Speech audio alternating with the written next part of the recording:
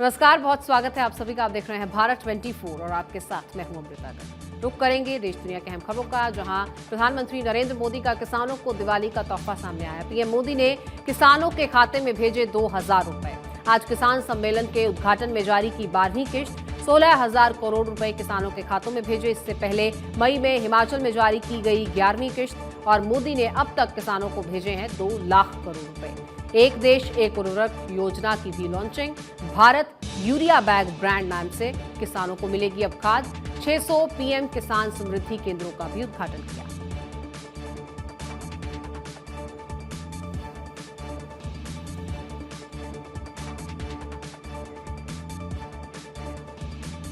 प्रधानमंत्री मोदी के संकल्प को पूरा करने में सबसे आगे शिवराज सिंह। एक बार फिर मंच लूट ले गए मुख्यमंत्री शिवराज सिंह चौहान। मौका था हिंदी में मेडिकल की पढ़ाई की लॉन्चिंग का।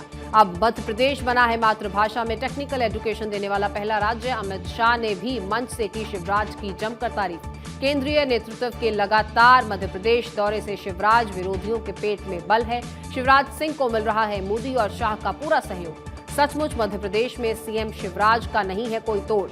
शिवराज के भाषण के दौरान युवाओं में दिखा जोश। युवाओं का ये जोश देखकर मंद मंद मुस्कुरा रहे थे अमित शाह, और अमित शाह के सामने बढ़ गए शिवराज सिंह चौहान के नंबर। हिंदी में मेडिकल पढ़ाई ना मामा से काना मामा अच्छा। पीएम मोदी ने मातृभाषा में पढ़ाई की जताई थी मंशा। मध्य प्रदेश में हिंदी में मेडिकल की पढ़ाई का पहला साल शुरू और पहले साल की किताबों का भी विमोचन हुआ। मध्य प्रदेश सरकार के विज्ञापन थे दिलचस्प तथ्य। एक किताब का नाम एनाटॉमी एब्डोम और लोअर लिम्ब, दूसरी किताब मेडिकल फिजियोलॉजी, तीसरी किताब मेडिकल बायोकेमिस्ट्री। इन 3 किताबों के नाम में सिर्फ एक शब्द और हिंदी का, बाकी अंग्रेजी को देवनागरी लिपि में लिखा गया है। किताब के कवर पेज पर लेखकों के नाम में डॉक्टर नहीं लिखा गया। ऐसे में पता नहीं चल रहा कि लिखने वाले खुद डॉक्टरी पढ़े हुए हैं या नहीं। बहरहाल हिंदी में मेडिकल की पढ़ाई को लेकर कई तरह की चर्चाएं हैं। मेडिकल के छात्रों के दोयम दर्जे और योग्यता को लेकर सवाल उठ रहे हैं। इसके बावजूद कहा जा सकता है कि ना मामा से काना मामा अच्छा है। महाराज और शिवराज 1 और 1 11। मध्य प्रदेश में अमित शाह की संतुलन की कवायद। शिवराज और सिंधिया को शाह दे रहे हैं बराबर तवज्जो। शाह ने सुबह भोपाल में मुख्यमंत्री शिवराज सिंह की जमकर तारीफ की तो उसके बाद शाम को ग्वालियर में सिंधिया महल में बिताया 1 घंटे से अधिक का समय। चंबल और मालवा में भी चेहरे के रूप में उभर रहे हैं ज्योतिरादित्य सिंधिया। पीएम मोदी उज्जैन दौरे के बाद सिंधिया को दिल्ली ले गए थे अपने साथ। केंद्रीय नेतृत्व को एहसास है कि एमपी में कैसे बनेगी दोबारा सरकार। शिवराज सिंधिया के गठजोड़ से ही बनेगी 2023 में एमपी में सरकार। लेकिन कांग्रेसी सिंधिया को भाजपा में कम तवज्जो मिलने का आरोप लगा रहे हैं। सचमुच मध्य प्रदेश में महाराज और शिवराज की 1 और 1 11 की जोड़ी। भाजपा के शीर्ष नेतृत्व की नजर अब उत्तराखंड पर। इन दिनों बड़ी घटनाओं को लेकर उत्तराखंड बना हुआ है चर्चा में और राष्ट्रीय महामंत्री कैलाश विजयवर्गीय भी हैं इन दिनों उत्तराखंड के दौरे पर। विजयवर्गीय की माने तो मंत्रियों के हर कार्य पर है हाईकमान की नजर। मंत्रियों को कार्य में तेजी और सुधार लाने के मिले हैं निर्देश। केंद्रीय योजनाओं के सही क्रियान्वयन पर फोकस है और इसी पर अब हिमाचल चुनाव में भी लगेगी उत्तराखंड के मंत्रियों की ड्यूटी। फिलहाल यूपी के मंत्री गुजरात में जुटे हैं चुनाव की तैयारी में। सीएम धामी का प्रदेश में अपराध के बढ़ते ग्राफ पर चढ़ा पारा। मुख्यमंत्री धामी ने अपराध के बढ़ते ग्राफ पर ली पुलिस महकमे की क्लास। पुलिस अधिकारियों के लच्चा रवैये से सीएम है बेहद नाराज। मुख्यमंत्री धामी ने दिया पुलिस महकमे को अल्टीमेटम। काशीपुर में खनन कारोबारी की हत्या, डोईवाला में डकैती को लेकर अल्टीमेटम। 3 दिन के अंदर घटनाओं का पुलिस करे खुलासा और परिणाम दे, नहीं तो थाना प्रभारी व क्षेत्राधिकारी कार्रवाई के लिए तैयार रहें। पिछले दिनों उत्तराखंड में हुई हैं अपराध की कई वारदातें। सीएम ने डीजीपी को दिए हैं निर्देश, कानून व्यवस्था पर लगाम कसें।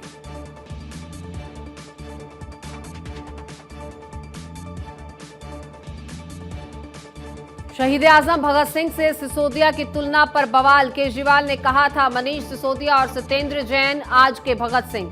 दोनों की तुलना भगत सिंह से करने पर भाजपा ने मचाया बवाल। पंजाब बीजेपी नेता राजकुमार वेरका ने केजरीवाल पर साधा निशाना। कहा भ्रष्टाचार के आरोपी की भगत सिंह से तुलना करना सरासर गलत है। दरअसल सीबीआई द्वारा पूछताछ के लिए बुलाने पर उनकी तुलना भगत सिंह से की गई थी। केजरीवाल ने मनीष सिसोदिया को बताया था भगत सिंह के समतुल्य। भाजपा नेता वेरका बोले सत्येंद्र जैन के यहां करोड़ों का सोना मिला, ऐसे भ्रष्टाचारी की तुलना भगत सिंह से कैसे। सिसोदिया पर भी शराब घोटाले में कथित भ्रष्टाचार के आरोप हैं। आईएएस अफसरों की कुछ खास विभागों में नियुक्ति के लिए लॉबिंग। जीएनएफसी, सरदार सरोवर निगम और उद्योग जैसे विभाग के लिए लॉबिंग। जिन विभागों में दोहरे चार्ज वहां बनी हुई है इन अफसरों की नजर। चुनावी आचार संहिता से पहले नियुक्ति पाने के लिए हो रही है लॉबिंग। दरअसल गुजरात में आईएएस अफसरों की है कमी, शायद इसी के चलते यहां एक आईएएस पास कई विभागों का चार्ज है। कई अधिकारी अपनी मनपसंद जगह के लिए लगा रहे हैं मंत्रियों के ऑफिस के चक्कर।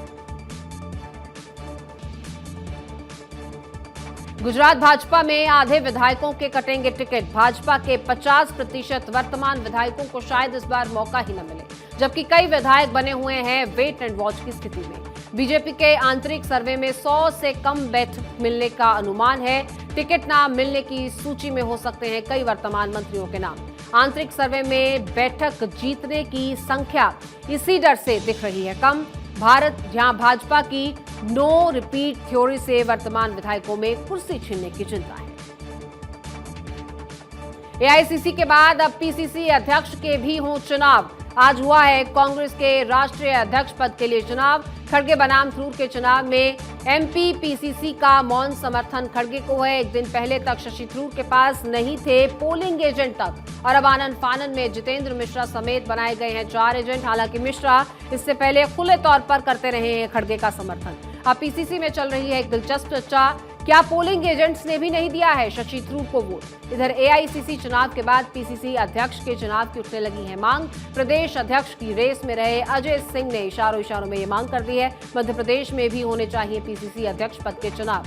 राष्ट्रीय अध्यक्ष के चुनाव का मीडिया में जबरदस्त कवरेज हुआ और आज मीडिया में मिली तवज्जो से कांग्रेसी गदगद दिखे।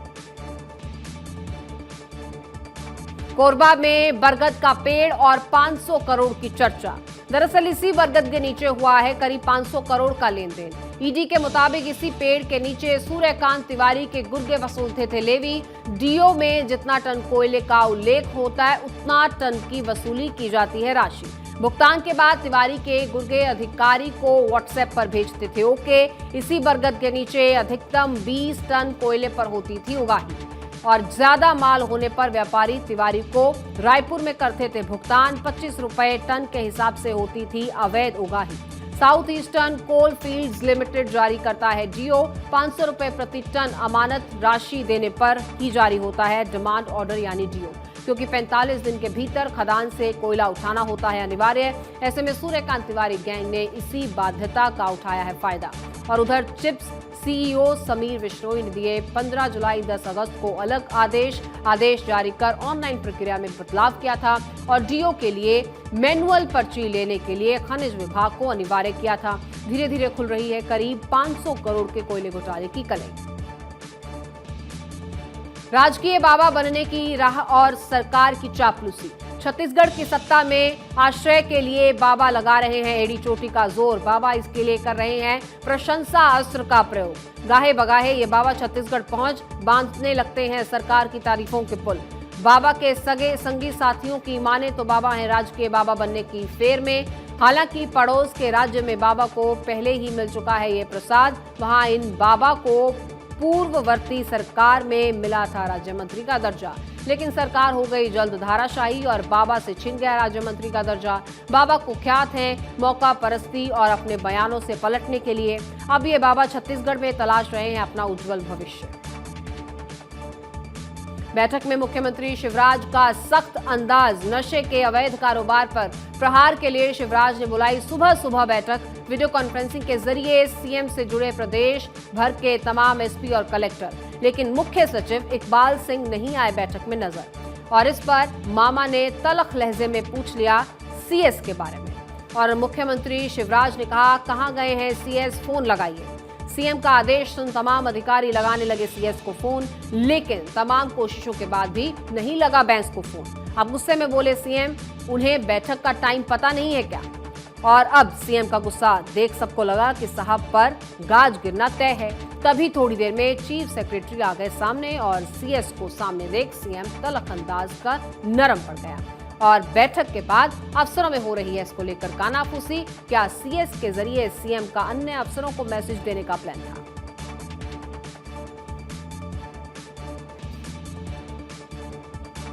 बीसीसीआई की राजनीति और हिमाचल चुनाव। भारतीय क्रिकेट कंट्रोल बोर्ड यानी बीसीसीआई पर भाजपा का कब्जा। बोर्ड के अध्यक्ष भले पूर्व टेस्ट क्रिकेटर रोजर बिन्नी बने रहे, लेकिन प्रभावी रूप से नेतृत्व बोर्ड के सचिव जय शाह के हाथ में। सहयोग के लिए मुंबई भाजपा के नेता आशीष शेलार कोषाध्यक्ष बन रहे। अरुण धूमल अब कोषाध्यक्ष की बजाय आईपीएल के चेयरमैन होंगे। हेमंत बिस्व शर्मा के करीबी देवव्रत सैकिया संयुक्त सचिव होंगे। अपवाद के रूप में बोर्ड के उपाध्यक्ष कांग्रेस नेता राजीव शुक्ला से जुड़े संदेह आलाकमान के पास पहुंचे। हिमाचल में कांग्रेस नेताओं का प्रभारी के बजाय पर्यवेक्षकों पर बढ़ा भरोसा। भूपेश बघेल और पायलट को हिमाचल में माना जा रहा है कारगर।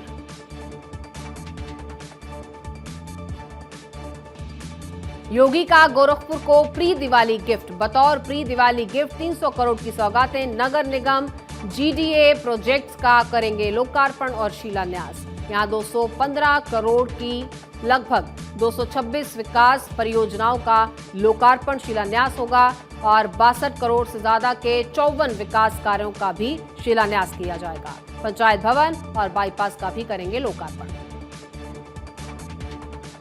चोरों के सरदार सुधाकर सिंह की बेबाकी। सुधाकर बोले, मंत्री छोटा पद है इसीलिए हटाया। विधायकी से जिस दिन निकाल दें तब ना हम जानेंगे कि वह ताकतवर आदमी है। हालांकि किसानों से जुड़े मुद्दों को मिली स्वीकृति। बिहार के पास भी अपना मंडी कानून होगा। यहां कॉन्ट्रैक्ट फार्मिंग अप्रूव हो गया तो नए जिम्मेदार पैदा होंगे। रिटायर्ड पुलिस कप्तान को नहीं रास आई बच्चों की मस्ती। छत्तीसगढ़ के रिटायर्ड आईपीएस के खिलाफ एफआईआर। भोपाल में बच्चों को पीटा, शोर मचाने से नाराज थे। बच्चों की मस्ती नहीं आई अंसारी को रास। घर से बाहर निकलकर बच्चों को डांट कर भगाने लगे। बच्चे नहीं माने तो 3 नाबालिगों को पीटा। 1984 बैच के आईपीएस अफसर हैं MW अंसारी। डीजीपी की दौड़ में भी पिछड़ गए थे अंसारी।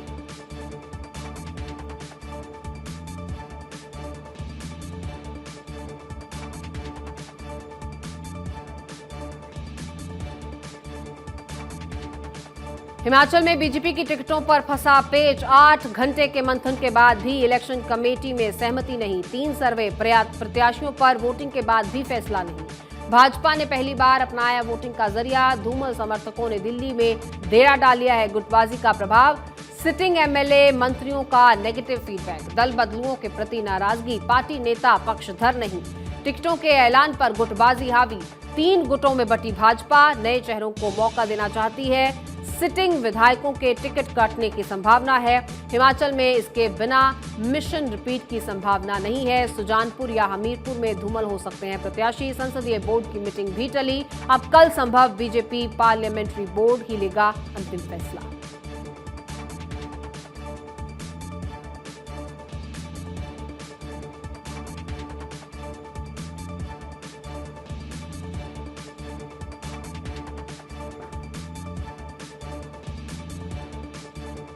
नीतीश की राजनीति से भाजपा की सीख। 32 साल तक बिहार में लालू राबड़ी और नीतीश राज। हालांकि राजनीति प्रयोग ज्यादा और योजनाएं कम।